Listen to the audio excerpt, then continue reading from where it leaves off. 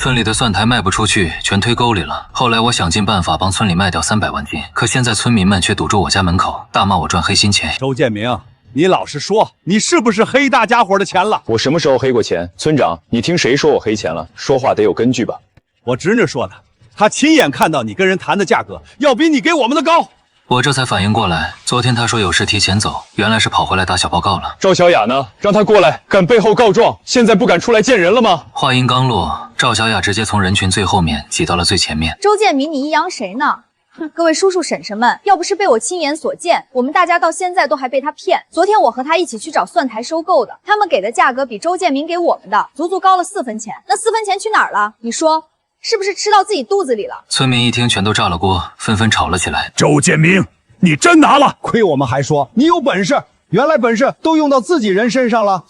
300万斤啊，1斤4分，那是多少钱？我看着他们一张张脸，觉得真是讽刺。前几天他们还围在我家院里喊我救命，汪婶拽着我妈的手哭，说她家孩子下半年学费没着落。李叔拍着我肩膀说：“建明啊，你要是能把蒜苔卖出去，叔给你磕一个都行。”可现在他们站在我家门口，眼里全没了求我时的狼狈，只有抓住贼一样的兴奋。你听见人家说4毛8，就觉得4毛8全该进你们兜里？难道不是吗？你给大家报4毛4。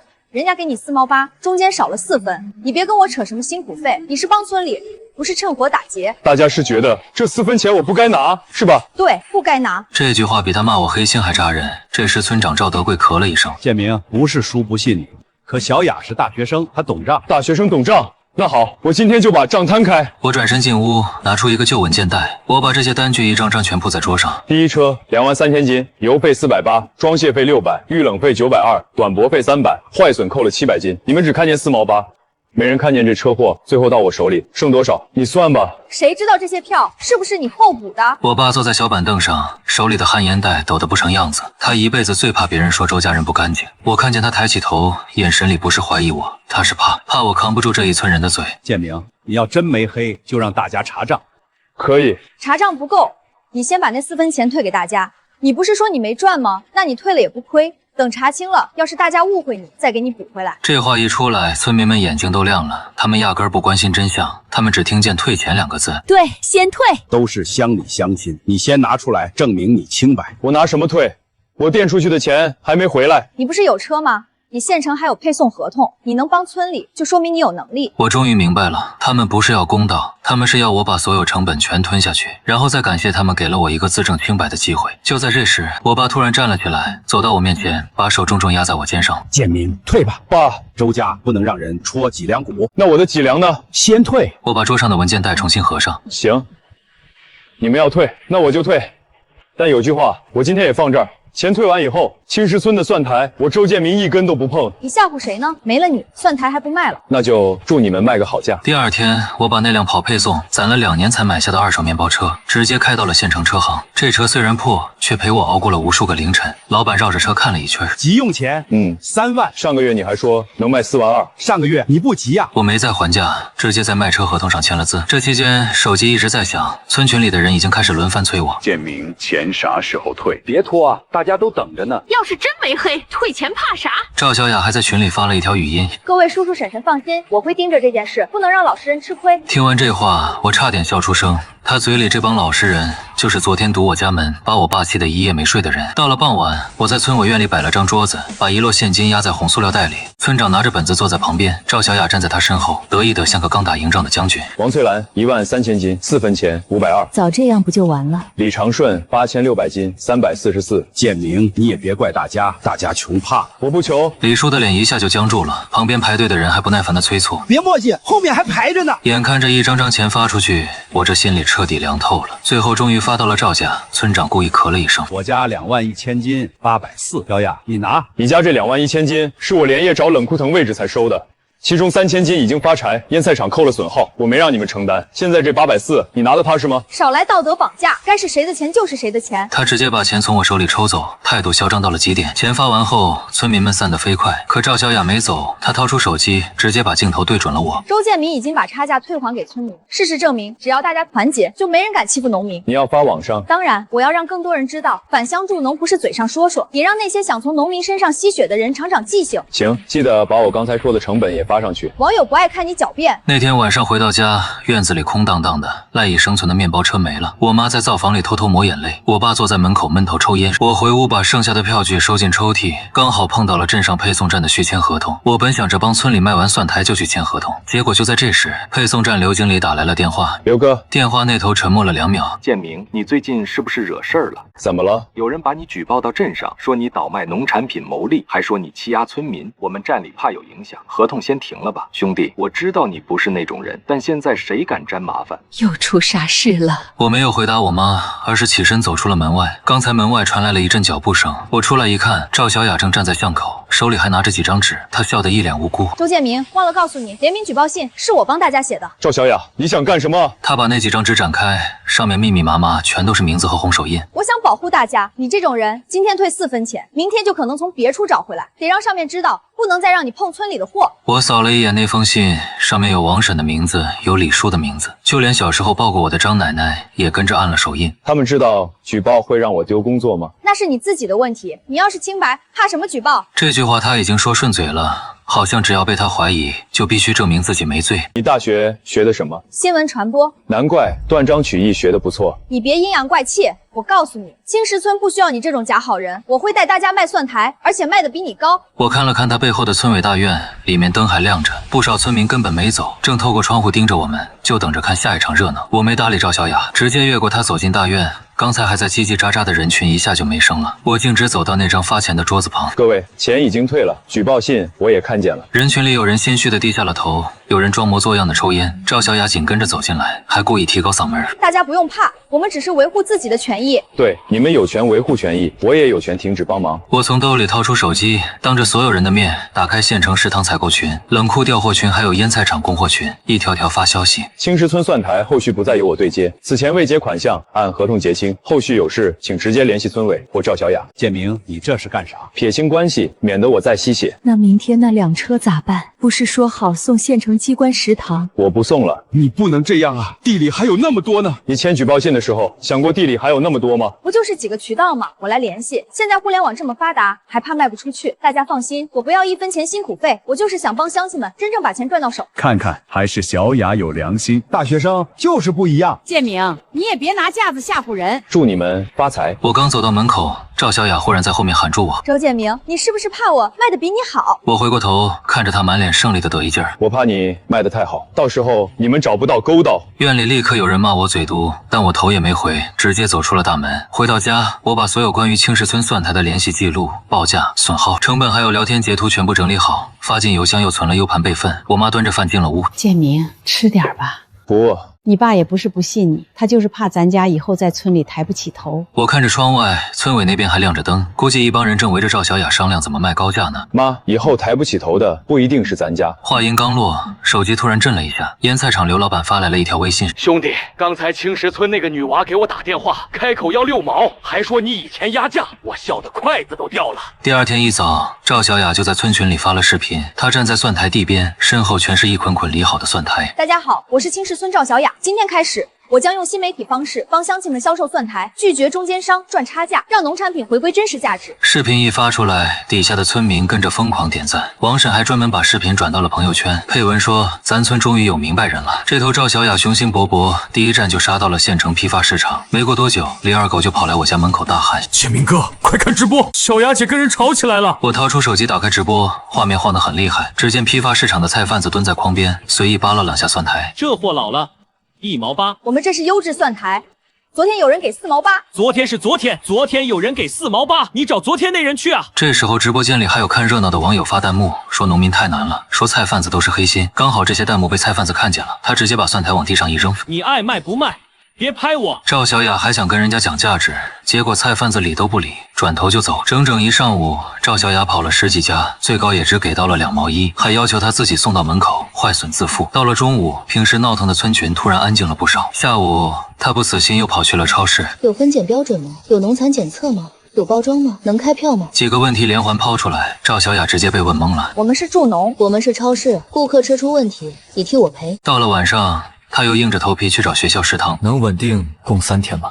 能，有冷链吗？可以想办法。有合同主体吗？村委，村委能开发票吗？这下赵小雅彻底接不上话了。食堂采购见状，直接把递出去的名片又收了回来，准备好了再来。一直折腾到第3天，赵小雅连哄带骗，总算是卖出去了2000斤，其实就是半卖半送，1斤才卖1毛9，最后还倒贴了300块运费。这下村群里的人彻底坐不住了。小雅，今天咋没发价格？小雅，俺家地里还有2万斤，再不拔就老了。小雅，昨晚收好的蒜苔都蔫了，咋办？面对大家的催问，赵小雅在群里发了一大段文字安抚大家要有耐心，市场开拓需要时间，不能一遇到困难就否定年轻人。发完这句，赵小雅就再也没回过消息。眼看拖到了第4天，村里彻底乱套了。有人实在等不及，自己骑着3轮车去镇上卖，早上拉去1整车，晚上拉回来大半车。镇上的菜摊只要一看见是青石村的车，远远的就冲他们摆手：别来了！昨天你们村那个女娃在市场闹得全网都知道，谁敢收？我去镇上买药的时候，正好碰见了李叔，他垂头丧气的蹲在路边，车上的蒜苔都晒得打卷了。他抬头看见我，先是一喜，随后又心虚的把脸别了过去。我也没多管，直接走人。在回村的路上，我接到了腌菜厂刘老板的电话。建明，你们村现在到处找买家，那个赵小雅又给我打电话了。你收了？收啥？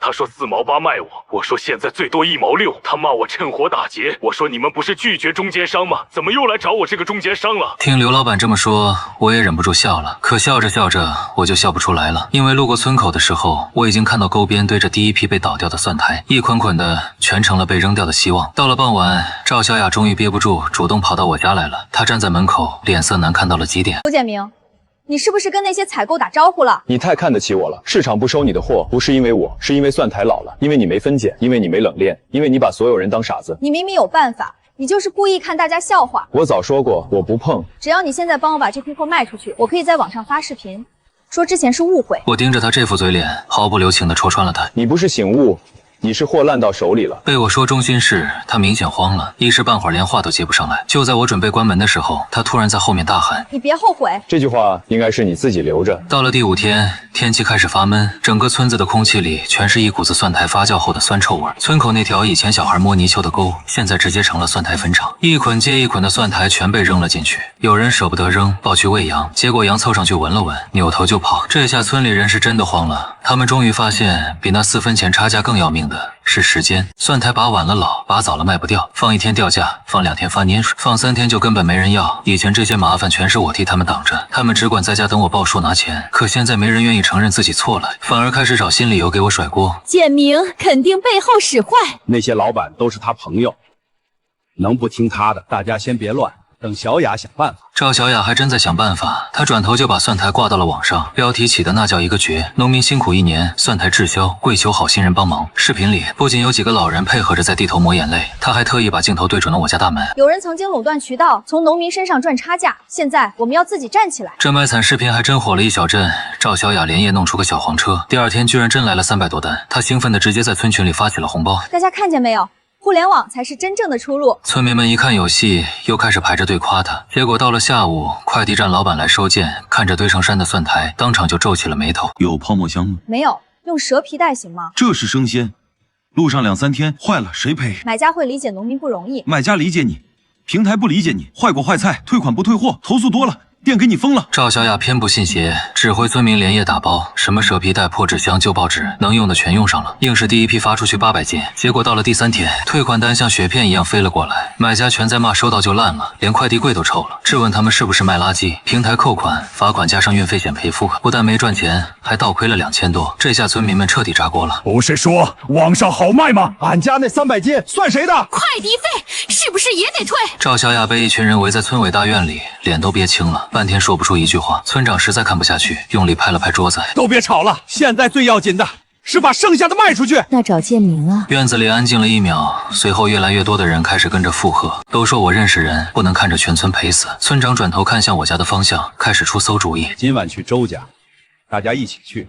他爹妈还在村里，他不能不给面子。我刚好站在墙后，把这些话听得清清楚楚。我转身回家，把抽屉里那张联名举报信的复印件拿出来，平平整整地铺在桌上，上面的每一个名字都看得清清楚楚。我爸看见我这举动，嘴唇动了动。建明，他们要是来就来。我爸沉默了好半天，才叹了口气：“别太绝。”爸，他们绝的时候谁劝过一句？县里气象台发了消息，说未来24小时有大到暴雨。这蒜苔最怕泡水，尤其是已经拔出来堆在地头的，直接就能烂成泥。天刚擦黑，村民就找上门了。我家门口又一次被堵上，带头的是村长，后面跟着王婶、李叔、张奶奶，还有赵家的几个亲戚。再往后是黑压压的一大群人，村长站在最前面，硬是在脸上挤出一丝笑。建明啊，过去的事儿是大家误会你了，叔代表村里给你赔个不是，都说句话。王婶这才低着头，搓着手走出来。建明，婶那天话说重了。李叔也跟着咳了2声，硬着头皮开口：建明，叔错了，你要打要骂都行。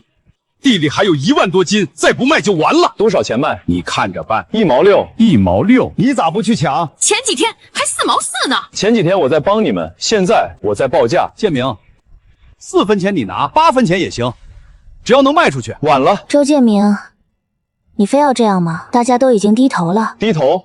你们怕蒜苔烂了，不是低头认错。赵小雅的脸色变得更加难看。刚好这时候雨点落了下来，很快就打湿了地面，人群开始骚动起来。村长急了，一把拉住我的胳膊：建明，算叔求你，你再帮一次，以后村里都记你的好。你们的好我记不起，你们的举报信我记得清。半空中滚过一阵雷声，赵小雅眼看形势不对，突然开了口：周建明，只要你帮这一次，我公开道歉。在哪里？村群、朋友圈都行。你当初公开视频骂我吸血，现在道歉也得公开。同样的平台，置顶1个月。所有人的目光全都看向了赵小雅，她脸色彻底变了。你这是逼我？不，这是你该做的。小雅，道歉。面对全村人的压力，她最终还是掏出了手机。可就在她刚点开摄像头的那一刻，我的手机突然响了，是刘老板打来的。建明，别接青石村的货，刚有人把他们村的蒜苔样品送来检测，农残超标，已经被市场监管抽到了。电话里的声音传出来，赵小雅手一哆嗦，手机啪的一声直接掉在了地上。农残超标咋可能？你问你们自己，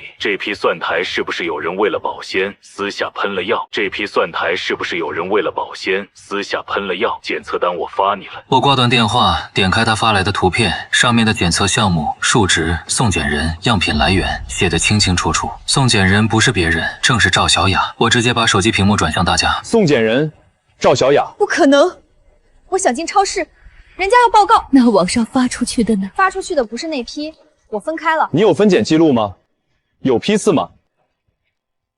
有谁家货对应哪个订单吗？有流样吗？这连串的问题一抛出来，他连反驳的话都说不利索了，因为他根本拿不出任何凭证。村长听完，一屁股瘫坐在台阶上。完了，这要是闹大，青石村蒜苔以后谁还敢要？你赔我钱，我家2万斤都被你耽误了，又不是我让你们喷药的。这话一冒出来，院门口瞬间全没动静了。李叔神色尴尬的低下了头，王婶也心虚的松开了手。看到这反应，我就全明白了，他们中间确实有人为了保鲜私自喷了药，而赵小雅心里其实一清二楚，只是她为了把货卖出去，装作不知道没说出来。第二天，青石村直接上了本地新闻，标题写的特别刺眼：某村滞销蒜苔涉嫌违规用药，网售生鲜引发消费者投诉。虽然新闻上没直接点名，但附近10里8乡全都知道说的是我们村。当天下午，各大食堂、超市和冷库的采购群里，齐刷刷的多了一条新规矩：青石村蒜苔暂不接收。暴雨整整下了一夜，等天亮的时候，村里的蒜苔地已经被冲得像踩烂的草席，泡着一捆捆的蒜苔，发出一股让人闻了想吐的酸臭味。村民们全傻眼了，站在地头半天没人吭声。至于我家的20亩蒜苔，早在暴雨前一天就全收完了。这不是我会算命，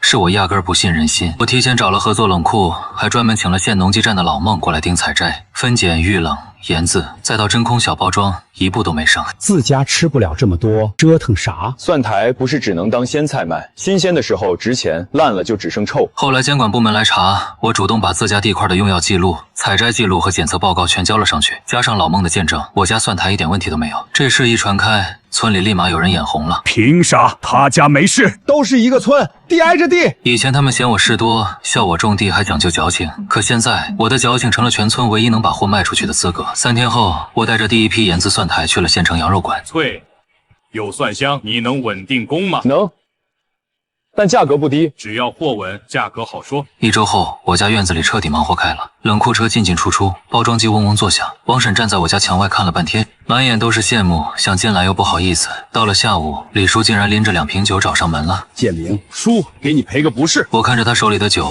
连接都没接。我家今年赔惨了，孩子结婚的钱都没了。你看你这边缺人不？缺信得过的人。建明，做人不能太死啊。叔，你签举报信的时候挺活的，那钱你都退了，还记着这些干啥？你家的蒜苔烂了，能不能当没中过？这话一出，李叔彻底没词了。没过多久，村长带着镇上的干部也来了，说要把我家的加工模式当成全村的试点。建明，你带个头，青石村不能就这么垮了。可以。听到我答应，村长满脸激动，可我紧接着就递给他一张单子。第一，合作户必须有完整用药记录，接受抽检。第二，分拣、包装、冷链成本按斤分摊。第三，预付款30%，尾款按实际结算。第四，凡签过举报信且未公开道歉的，不合作。最后一条能不能去掉？不能。赵主任，这条件不过分，人家也是风险主体。可全村大半都签了，那挺好。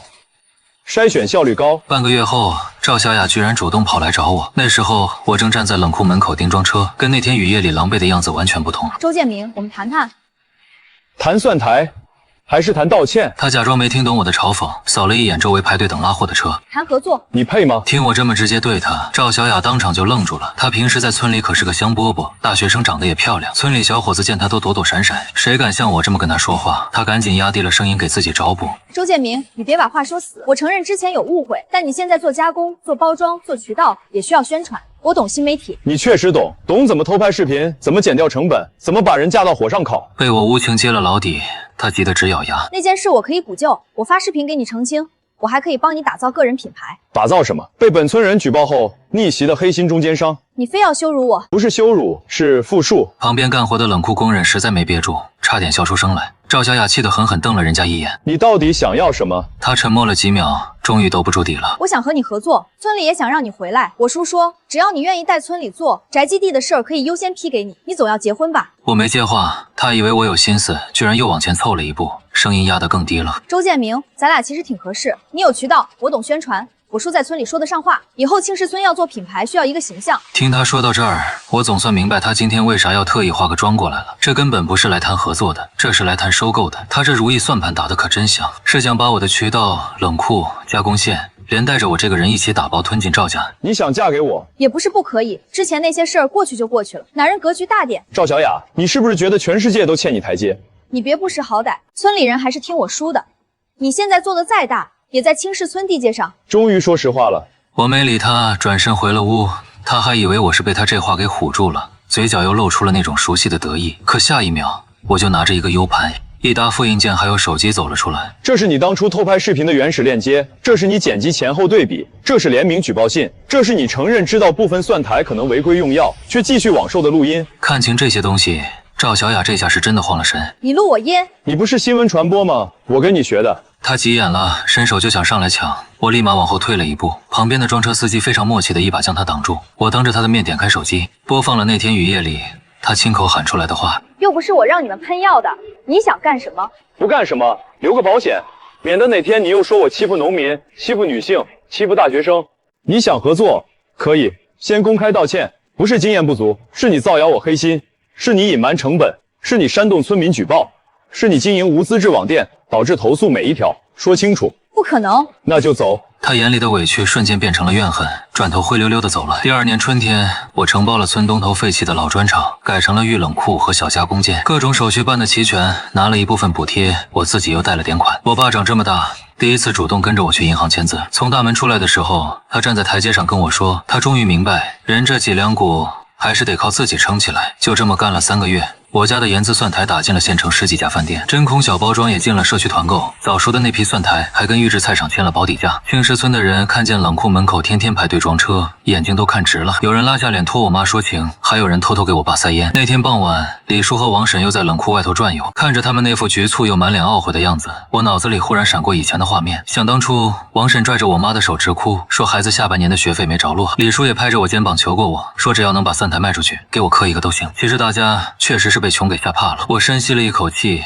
推开冷库大门走了出去，把他们都叫了过来。我当着大伙儿的面，直接把那条签过举报信、不道歉就不合作的规矩给去掉了。叔婶，过去的账咱们一笔勾销，但合作的规矩不能破。第一，必须有完整用药记录，接受抽检；第二，分拣包装的按标准来，只要大家按规矩办事，咱们有钱一起赚。李叔眼圈一下子就红了，连连点头。建明，叔这次绝不犯糊涂了，全听你的。王婶在旁边也是一个劲儿的抹眼泪，连声说以后一定好好干。没过多久，去市里搞自媒体媒体的赵小雅也回村了。这次她连妆都没化，红着眼睛走到了我面前。她当着全村人的面，用自己的账号发了条澄清视频。她老老实实承认了之前造谣我黑心、隐瞒成本，还煽动大伙举报的所有错事。周建明，对不起，如果不是我不懂装懂，就不会耽误大家那么久。既然你懂新媒体宣传，那以后青石村合作社的线上运营就交给你了。这一次要踏踏实实的卖我们自己的品牌。听到这话，赵小雅抬起头，眼泪直往下掉，冲着我重重的点了点头。从那以后，青石村算是彻底拧成了一股绳，再也不是一盘散沙了。所有人都老老实实守着采摘和用药的标准，谁也不敢再投机取巧。村口那条臭水沟里也再没见过被倒掉的烂蒜苔。几年下来，青石村周家蒜苔直接成了省里知名的绿色农产品大牌子，全村家家户户都跟着赚到了钱，不仅把家里的小洋楼翻修了，还都买上了小汽车。逢年过节，乡亲们都会自发的往我家院子里送土特产。大家终于弄明白了一个道理，只有互相信任，抱团取暖，这好日子才能真正攥在自己手里。